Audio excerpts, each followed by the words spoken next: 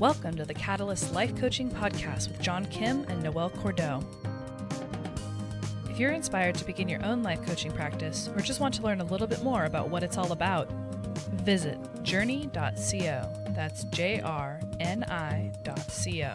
for more information. Your adventure awaits.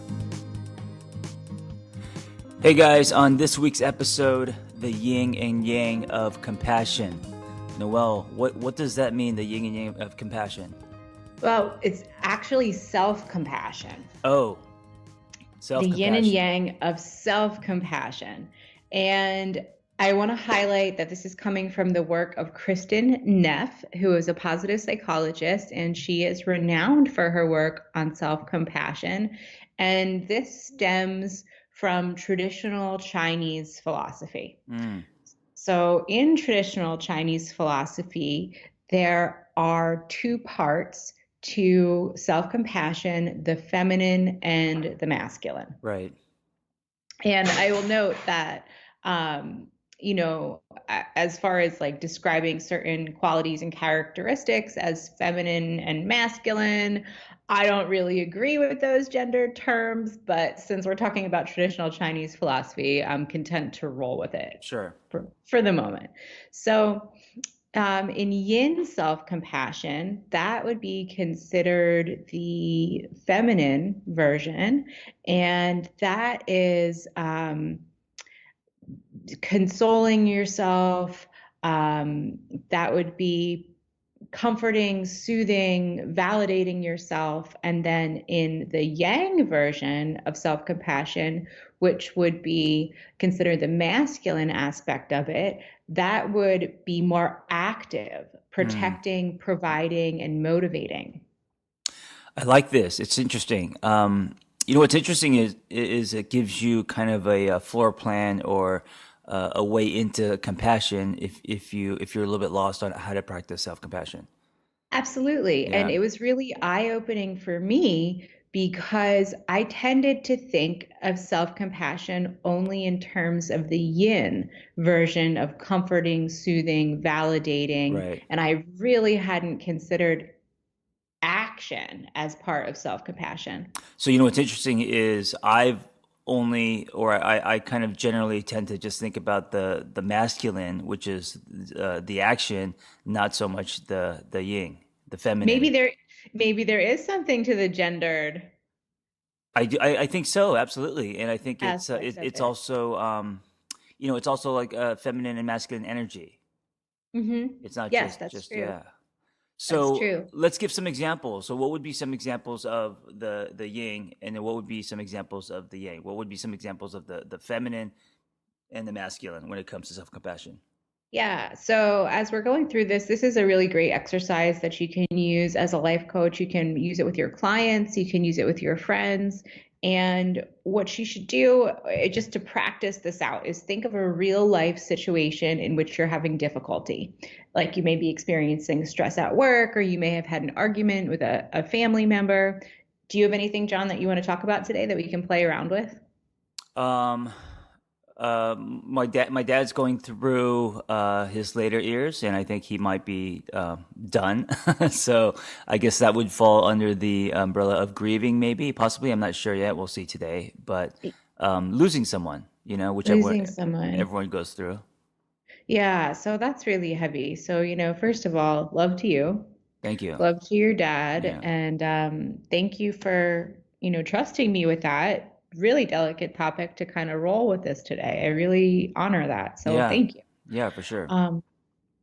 So as we're talking about your dad, this is a life situation that's bringing stress, sadness, and let's back up a little bit and go through three core components of self-compassion. And this is according to Kristin Neff's theoretical model. So we have, first of all, self-kindness, where you're looking at yourself and saying, I, John, have the capacity to be kind to myself and to feed myself emotionally in this moment. Right. So a lot of people, when someone is either in a hospital or a loved one is hurt, it's easy for them to lose their life in a way, right? Because they're giving a lot and they're not thinking They're about giving a themselves. lot, projecting, maybe codependence, maybe old family scripts. Yeah. There's a lot that goes in here. And then the second component of self-compassion is being able to attach to common humanity in your experience. Mm. Of saying, this experience that I'm going through in life, I am actually connected to every single other human out there who exists on this planet and who has come before me. Right. That your experience is universal. And then the third component of self compassion is saying, and in that, I know that I'm not alone in my suffering, that every other human out there has also gone through this and will go through it. Yeah. How does it feel to you to hear me say that? It feels good. It feels like someone stretching me a little bit and showing me different sides of this, not just the one-sided. So what's interesting is that there is sadness, of course, but there's this other piece, and I think this also is interesting with self-compassion. Where so yesterday he had surgery and his heart stopped, so he technically died for a few minutes. And so when your heart stops, your brain, you have brain damage. And so now today, we don't know how much brain damage, but I would rather have him pass than he become a vegetable. And then, my mom is taking care of him 24/7. And then, so for me, having that thought, the guilt of having that thought, so allowing myself to be forgiving of how I feel, if that makes sense. Yes. Yes. And so you're seeing freedom in this situation. You're seeing freedom for your mom, you're seeing freedom for your dad, you're seeing freedom for yourself. Yeah. Yeah, yeah, and then also, because he is family, with that comes, a lot of stuff that comes stirred up and anger and who he was and who he wasn't and allowing yourself to actually feel those things and not judging them. Because when we think that someone passes, it should just be sadness, and it's not. Oh no, it's incredibly complex emotions, and especially when you're dealing with a parent, those roots go so deep down into your childhood and into multi-generational childhoods that have made up your whole lineage. So this is, what you're experiencing right now is one of the most poignant times of your lifetime. Hmm. Yeah, I think also, just in general, nothing gives you new lenses faster than life or death. Either birth or not, nothing also changes your life so fast. So we will see, but self compassion definitely is I think a big piece of this. Yeah, so and there's so much beauty in this. This is the tapestry of your life, and this is, in the course of your hero's journey, this is a big one. Yeah, I think so. And there's it's not like a sudden thing. He's been quote unquote dying for the last 7 years, and there's a part of me that feels like when he goes, something will shift in me where it's like a new chapter, a moving forward, an evolution, all of that stuff with life. Yeah, well, I am I'm excited for you to experience the peace, and I'm excited for your dad to experience his next chapter. And let's dive into the compassion tactics here. Sure. So step one is comforting.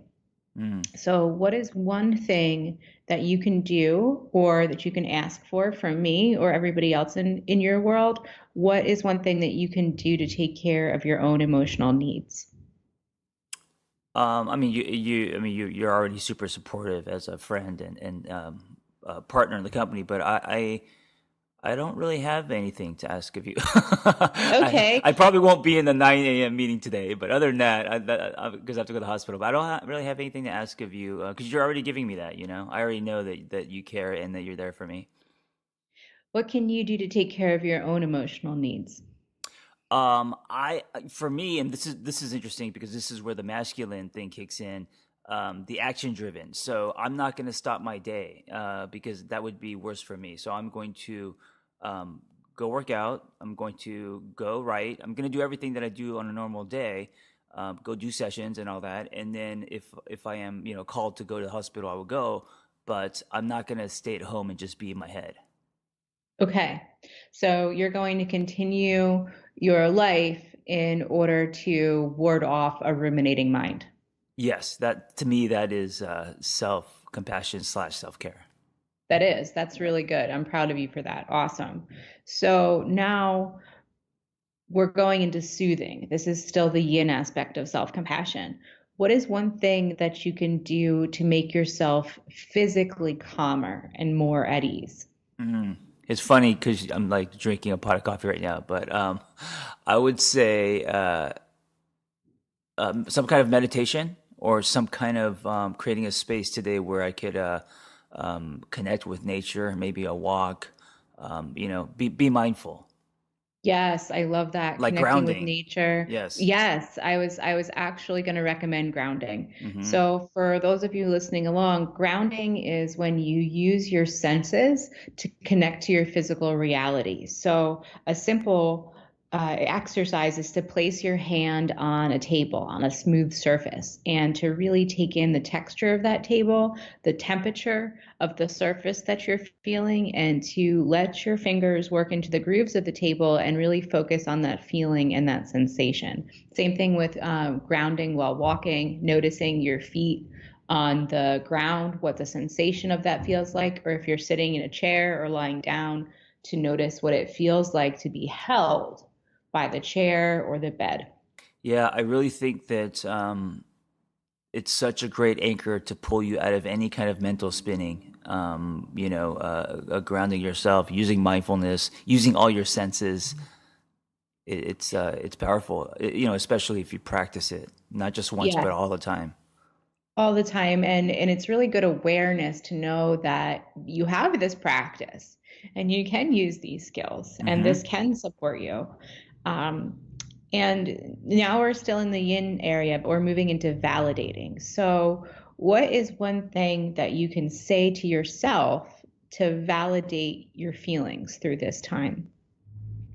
Um, that you're a good son. I think I have a lot of guilt over, when a parent passes, you also start to evaluate yourself and if you were good and all of that stuff that comes up.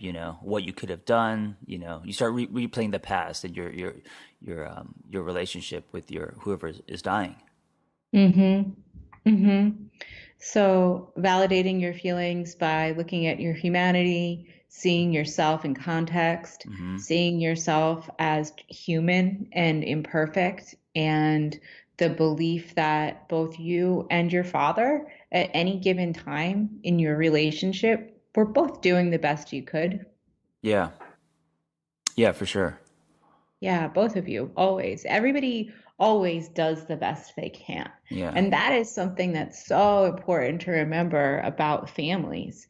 And, I think about myself, and I'm 38 years old. I was 8 when my mom was this age, and I'm like, holy shit, I don't Yeah. have it together even a little bit. Like, my mom was still working on herself. Right. Right. Yeah, And our totally. parents are also from a different generation, so um, they didn't have the internet and the Kairos life coaching program intensive and other things and books and self betterment. I mean, it was there, but it wasn't like it is here today.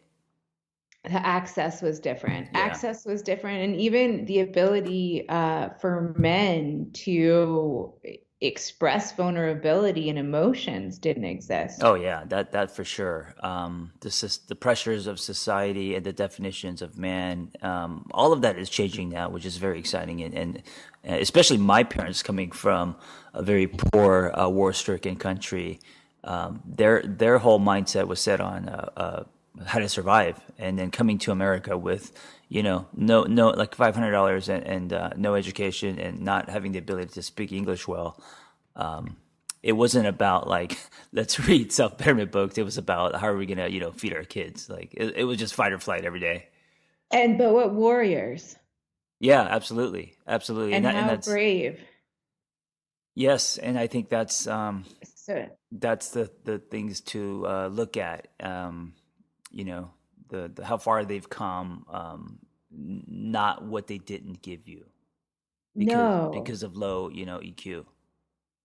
Yeah, and the hero's journey that your parents and that your dad went through to take that stab of bravery, to go to another country where he didn't speak the language with little kids, to make it work, to sacrifice. My God, that's incredible. Yeah, I think I mean many of our parents, but yeah, we I think we take for granted um, our lifestyle, and I mean it's all subjective, I guess, but yeah, they when I think of it that way, they've really come a long way. Their character arc is pretty amazing. Their story. Oh, yeah, their story is incredible. Their story is, and I think that character arc gets so kind of wallpapered over sometimes because our dominant culture is so commercialized and focused on the dominant culture. But when you really peel back and you look at the individual life stories, holy shit. Yeah, it's hard to see it as their child because of the relationship dynamic that we have. So even today, as a 46-year-old, if I spend time with my mom, 90% of the conversation is her nagging and telling me to put the seatbelt on. And like the other day, I mean, we were in the hospital, my dad's dying, and she was reminding me to wear clothes of color so when I'm on my motorcycle, people can see me. And from the outside, that's kind of adorable, and I get it. But we as adults snap back into the 15-year-old that was trying to, crawl out of our bedroom windows when we were a kid, when we were around our parents. So it's hard to see and appreciate their story because we're in it because we grew up with them. Sure. How is it for you to be having this conversation with me about it? It's great. I like it. It's comfortable. I love and whoever's listening who has interest in coaching, I love how it is a conversation, and two, it's not a conversation of just like, oh, I'm so sad. Oh my God, I'm so sad.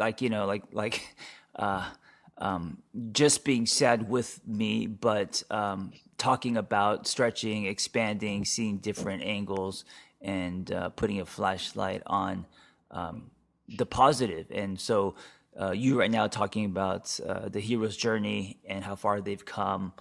That's super helpful because it makes me, you know, pull myself out of myself as a son and see their story as if it's a movie, and then it makes me appreciate not only their story and efforts, but like it gives me closure in a sense because I see a completeness in that. That's beautiful. Yeah. That's beautiful. And your mom in context, I mean, it's wonderful that she wants you to wear bright colored clothes while you're riding your motorcycle. And it's almost masking what a lioness she is, because I happen to know a little bit about your mom, how she built businesses, commuted Hmm. 2 hours every day, Yeah. worked like a titan, and she's a badass. Yeah. I mean, she would, I guess in today's terms, she would be, for sure. I mean, yeah, hasn't stopped working since she was 15, and so definitely like work ethic. It was huge in my family. Total badass. And given all of her badassery, she just wants you to wear colorful clothes, John. Sure, and you could also say that because she's losing or possibly losing her husband, she also doesn't want to lose her son. So that subconsciously No. may be coming up. It may be, Yeah. maybe. Let's go into the yang. Let's go into the active tenets of self-compassion. Hmm. So now we're talking about protecting. So what's one thing that you can do to stop others that are causing you pain or to Mm. stop the harm that you are inflicting on yourself? I think it's some of what we're talking about. When you say stop the harm that you're causing on yourself, it's me judging myself as a son, what I've done, what I haven't done. Was I good? That kind of stuff. So the self evaluation piece. Yeah, so let's pull the wool back there a little bit because I think this is really significant. So, from a coaching perspective, when I'm listening to John and he's saying that he's beating himself up and that he keeps running this script in his head of, I could have been a better son.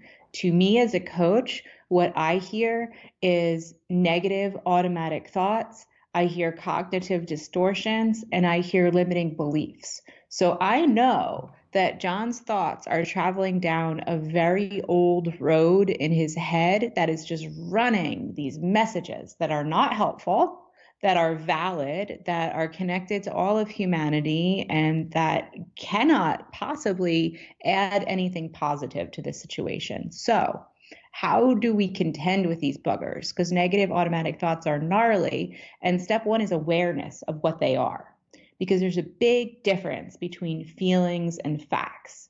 So the feeling is to want to ruminate, to beat yourself up. But the facts of the matter are that you have a large degree of control over your thoughts, and you can choose to flip the railroad track in your brain and focus on the hero's journey arc of your parents. So, John, what do you want to say to yourself when these thoughts come up? How do you want to grind them to a halt?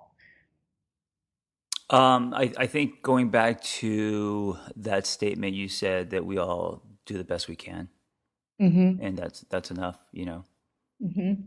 Reminding myself of that. Yep, awesome. So when these thoughts come up, the message to them is thank you for your message. I know that everyone is always just doing the best they can, and I find peace in that. Yeah, you're protecting yourself. Yeah, Yeah, yeah. So awesome. now we're moving into providing. So you talked a little bit about what you were going to do actively to give yourself what you need. What else? Um, nutrition, water. Don't forget about my own self when it comes to just simple things like eating lunch and staying hydrated, and maybe even giving myself a treat or that stuff. I love that. How Yeah, about physical touch? sure, sure. Getting Physical touch, hugs. getting hugs from friends and family and all of that. Being open to that instead of pushing myself away. Yes. Is that a natural tendency you have to push yourself away? I think so. Generally, I think it depends on the situation. But yeah, I mean, I grew up in a very non-touchy, Korean household. So just to be aware of that and to know the importance of physical touch and give that to yourself, I think is important. Awesome. Cool. And then the last piece of this is motivating. How can you motivate yourself with kindness, support, and understanding rather than criticism? Hmm. How can I motivate myself? I think part of it is stepping back and seeing the beauty of life and knowing that there's a beauty in impermanence. There's a beauty that there's a beginning, middle, and end, and a circle.